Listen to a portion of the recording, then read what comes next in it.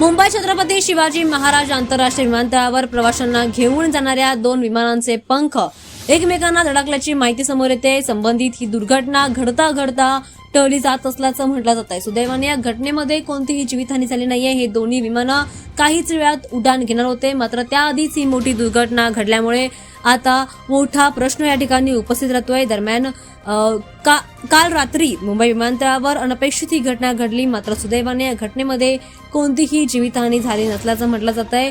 Air India आणि इंडिगोच्या या 2 विमान कंपन्यांच्या विमानांचे पंख एकमेकांना धडकले आणि त्यानंतर ही मोठी दुर्घटना घडली, मात्र या घटनेमध्ये कोणतीही जीवितहानी झाली नाहीये। या दोन्ही विमानांमध्ये प्रवासी होते जे काहीच वेळामध्ये उड्डाण देखील घेणार होते, मात्र त्याआधीच ही घटना घडल्यामुळे लगेचच प्रवाशांना सुखरूप बाहेर देखील काढण्यात आलं। दोन्ही विमानांच्या पंखांची टोकं एकमेकांना घासल्यामुळे एअर इंडियाच्या विमानाचं मोठं नुकसान झालंय, मात्र लगेचच विमान तांत्रिक तपासणीसाठी ग्राउंडेड देखील करण्यात आलं। सर्व प्रवाशांना विमानातून खाली उतरवण्यात आलंय आणि त्यानंतर त्यांना त्यांच्या इच्छित स्थळी लगेचच पोहोचवण्यासाठी पर्यायी व्यवस्था देखील करण्यात येते।